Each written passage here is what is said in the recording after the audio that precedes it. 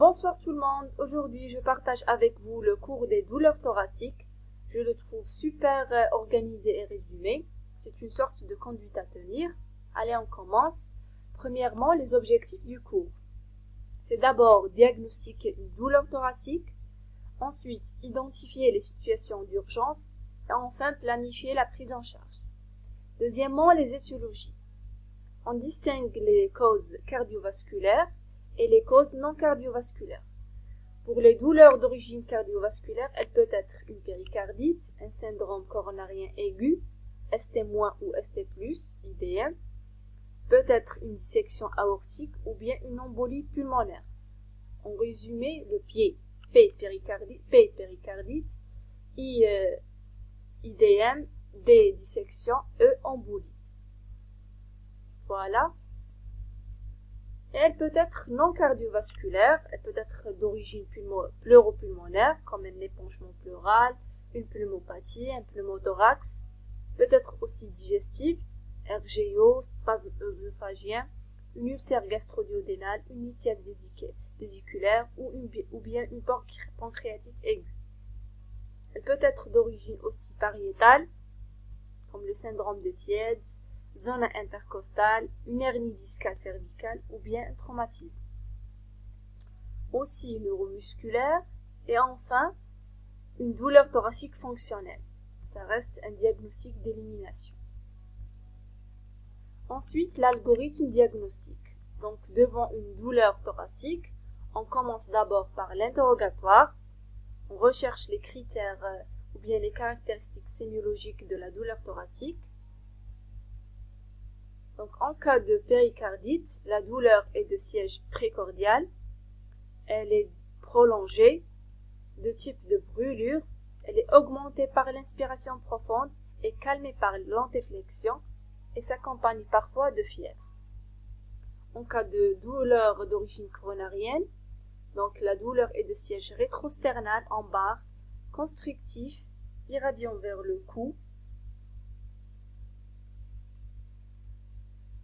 le bras gauche et le poignet. Et on recherche l'effet de repos et d'effort. Est-ce qu'elle survient au repos ou bien d'effort? Et l'action de trinitrie. Est-ce qu'elle est soulagée par la trinitrie ou bien trinitro-résistante? En cas d'embolie pulmonaire, la douleur est de type pleural, basithoracique, angoissante, survient dans un contexte évocateur. Donc, vous recherchez dans l'interrogatoire s'il y a une notion d'alitement, une chirurgie, une phlébite, voilà, dans les antécédents. Et en cas de dissection, la douleur est migratrice, très intense, difficilement calmée par les antalgiques, débutant dans le thorax, puis dans le dos, les jambes et les membres inférieurs.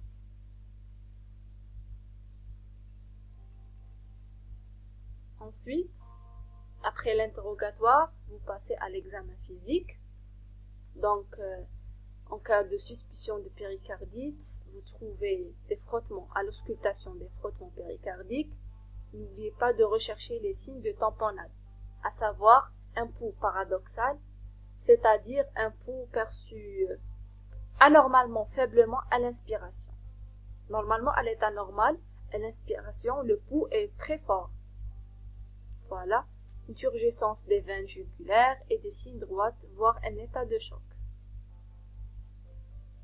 En cas de douleur d'origine coronarienne, l'examen est souvent pauvre. N'oubliez pas de rechercher des complications de la coronopathie. En cas d'embolie, recherchez la tolérance hémodynamique et tensionnelle, les signes d'hypertension pulmonaire, l'éclat de bédo ou faillite pulmonaire et d'une thrombose veineuse profonde. En cas de dissection, on trouve une asymétrie des pouls avec une anisotension, ça veut dire une asymétrie tensionnelle, plus de 20 mm mercure entre les deux bras. Et rechercher un souffle d'insuffisance aortique et compléter l'examen par un examen neurologique et abdominal.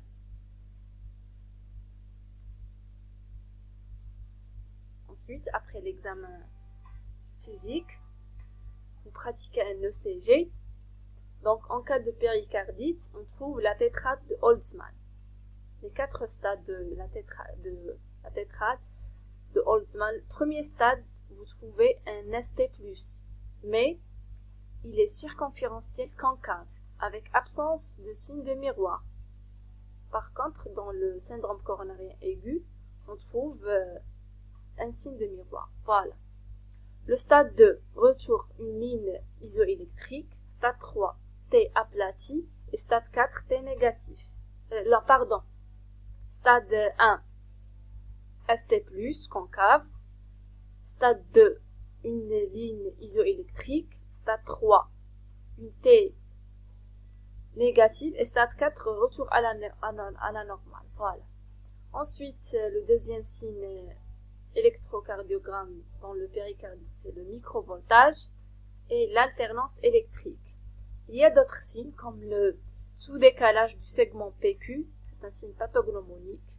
Voilà. Et n'oubliez pas que le CG peut être normal en cas de péricardite. En cas de coronaropathie, on trouve soit un ST+, convexe englobant T, onde de Pardet, soit un ST-, c'est un sous-décalage, ou bien une onde T négative. Le CG peut être normal, ou bien des signes d'ischémie masqués par un BBG. Voilà. Des fois, le bloc de branche gauche masque un IDM. Ensuite, en cas d'embolie, on peut trouver le CG normal, ou bien des signes de cœur pulmonaire aigu, à savoir un BBDI, un bloc de branche droit incomplet, une déviation axiale droite, un aspect S1Q3, T négatif en V1 à V4, une tachycardie sinusale et des troubles de rythme auriculaire sont fréquents. Et enfin, en cas de dissection, le CG est souvent normal. Il peut être modifié s'il y a extension de la dissection vers les coronaires ou en cas d'hémopéricarde. Après le CG, on passe au bilan biologique. En cas de suspicion de péricardite, demandez NFS, CRP, VS, les troponines, à la recherche d'atteintes myocardiques associées et le bilan étiologique bien sûr. En cas de suspicion de douleur d'origine coronarienne, demandez la troponine plus ou moins les autres enzymes cardiaques. Généralement, la troponine la plus spécifique et la plus sensible. Et le bilan rénal. En cas d'embolie, demandez les didymères, la troponine, les gaz de sang. Et en cas de dissection, on demande aussi les didymères, la troponine, le bilan rénal, un bilan d'hémostase et bien sûr le bilan pré-op. Ensuite, on passe à la radiographie de thorax. En cas de péricardite, la radio, parfois normale, ou bien on trouve un épanchement, une cardiomyogalie, c'est l'aspect classique de cœur en carafe. En cas de coronaropathie, on recherche les signes de l'œdème pulmonaire, mais elle est souvent normale, la radio. En cas d'embolie, on recherche les signes indirects, comme l'hyperclarté de l'émission pulmonaire, des signes d'atélectasie, des signes d'infarctus pulmonaire et une réaction pleurale. En cas de dissection, on trouve dans la radio un élargissement du médiastin et une dilatation aortique. Après la radio, on passe à l'échographie, l'échocardiographie. En cas de péricardite, on trouve une brillance péricardique ou bien un épanchement. En cas de douleur coronarienne, on trouve des troubles de la cinétique segmentaire et globale. Et rechercher les complications. Les complications comme dans l'IDM, une insuffisance mitrale ischémique par nécrose du pilier, CIV, communication interventriculaire par rupture septale, anévrisme du VG, du ventricule gauche, etc.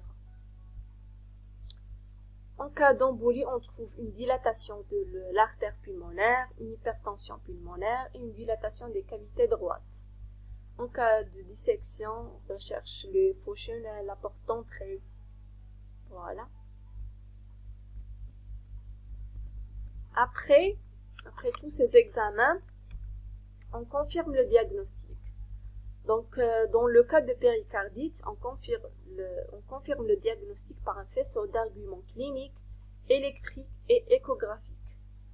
Aussi, dans le cas de syndrome coronarien, donc on confirme le diagnostic par les données cliniques, électriques, enzymatiques. S'il y a un doute, on complète par une échocardiocoronographie, scintigraphie myocardique et une épreuve d'effort, un coroscan. En cas d'embolie, on confirme par l'angioscanner pulmonaire, la scintigraphie pulmonaire, l'échodoppler veineux des membres inférieurs. En cas de dissection, on confirme par l'angioscanner aortique et l'angio-IRM. Enfin, la prise en charge. La prise en charge, elle dépend de l'étiologie de la douleur. Par exemple, en cas de péricardite aiguë, on pratique un traitement anti-inflammatoire. En cas de coronopathie, traitement selon le diagnostic, par exemple thrombolyse ou angioplastie IDM. En cas d'embolie pulmonaire, un traitement anticoagulant ou thrombolyse selon la sévérité. En cas de dissection aortique, une chirurgie en urgence. Voilà. Merci, à très bientôt.